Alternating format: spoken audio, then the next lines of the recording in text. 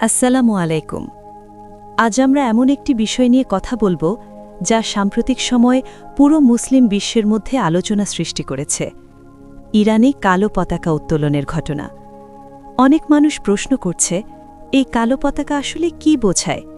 এটি কি শুধুই শোকের প্রতীক, নাকি ইসলামের ইতিহাসে এর আরও গভীর অর্থ রয়েছে? আর সবচেয়ে বড় প্রশ্ন, এটি কি ভবিষ্যতে কোনো বড় ঘটনার ইঙ্গিত? এই বিষয়টি বুঝতে হলে আমাদের ইসলামের ইতিহাসের দিকে ফিরে তাকাতে হবে। ইসলামের ইতিহাসে কালো পতাকা একটি গুরুত্বপূর্ণ প্রতীক হিসেবে বহুবার দেখা গেছে। বিশেষ করে মুসলিম সমাজের শোক ও সংগ্রামের সাথে এই রং গভীরভাবে জড়িত। 680 খ্রিস্টাব্দে সংঘটিত হয় এক মর্মান্তিক ঘটনা, ইতিহাসে যা পরিচিত ব্যাটেল অফ কারবালা নামে।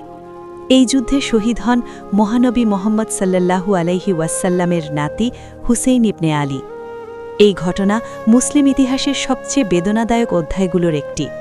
বিশেষ করে শিয়া মুসলিমরা এই ঘটনাকে স্মরণ করে গভীর শোক পালন করেন। এই শোকের সময় কালো পতাকা, কালো পোশাক এবং শোকের প্রতীক ব্যবহার করা হয়। এই কারণেই অনেক সময় ইরানে কালো পতাকা দেখা গেলে সেটি মূলত শোকের প্রতীক হিসেবেই বিবেচিত হয়। ইরান একটি শিয়া সংখ্যাগরিষ্ঠ দেশ। সেখানে ধর্মীয় সংস্কৃতিতে শোকের প্রতীক হিসেবে কালো রং খুব গুরুত্বপূর্ণ। যখন কোনো বড় জাতীয় বিপর্যয় ঘটে অথবা কোনো গুরুত্বপূর্ণ ব্যক্তির মৃত্যু হয়, তখন অনেক ধর্মীয় স্থানে কালো পতাকা উত্তোলন করা হয়। এমন দৃশ্য প্রায়ই দেখা যায় জামকারান মস্ক অথবা ইমাম রেজা শ্রাইনের মতো গুরুত্বপূর্ণ স্থানে। কিন্তু এখানেই শেষ নয়। ইসলামের কিছু বর্ণনায় কালো পতাকার আরেকটি অর্থের কথাও উল্লেখ আছে। কিছু হাদিসে বলা হয়েছে পূর্ব দিক থেকে কালো পতাকা উঠবে এবং সেই পতাকার সাথে একটি বড় পরিবর্তনের সময় শুরু হবে। অনেক আলেম এই বিষয়টি যুক্ত করেন মাহদীর আগমনের আলোচনার সাথে। ইসলামী বিশ্বাস অনুযায়ী মাহদী এমন একজন নেতা হবেন যিনি পৃথিবীতে ন্যায় ও ন্যায়বিচার প্রতিষ্ঠা করবেন। তবে ইসলামী স্কলারদের মধ্যে এই বিষয় নিয়ে অনেক ভিন্ন মত রয়েছে। অনেক আলেম মনে করেন এই বর্ণনাগুলো প্রতীকীয় হতে পারে, আবার কেউ কেউ মনে করেন এটি ভবিষ্যতের বাস্তব ঘটনার ইঙ্গিত। ইতিহাসে আরেকটি গুরুত্বপূর্ণ ঘটনা আছে যেখানে কালো পতাকা বড় ভূমিকা পালন করেছিল। সেটি হল আব্বাসীয় রেভলিউশন। এই বিপ্লবের সময় আব্বাসীয়রা তাদের প্রতীক হিসেবে কালো পতাকা ব্যবহার করেছিল। এই আন্দোলনের ফলেই প্রতিষ্ঠিত হয় আব্বাসীয় ক্যালিফেট।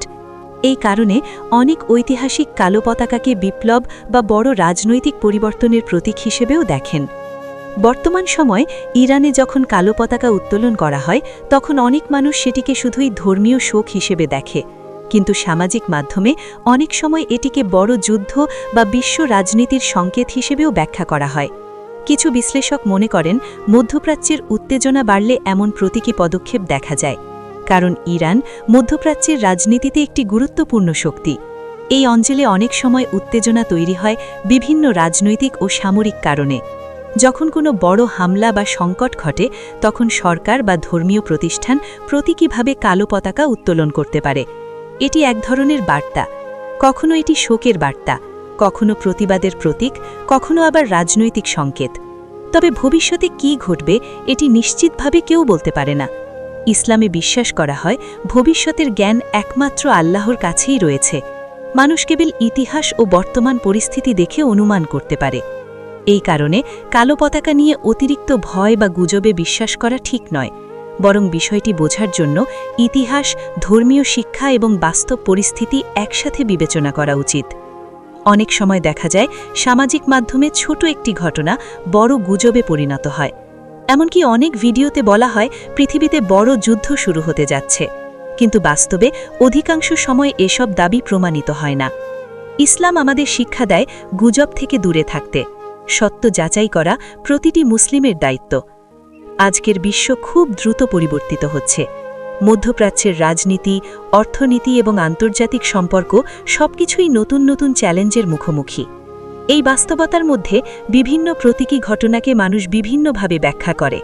কেউ এটিকে ধর্মীয় দৃষ্টিতে দেখে, কেউ রাজনৈতিক বিশ্লেষণ করে, কেউ আবার ভবিষ্যৎবাণীর সাথে যুক্ত করে।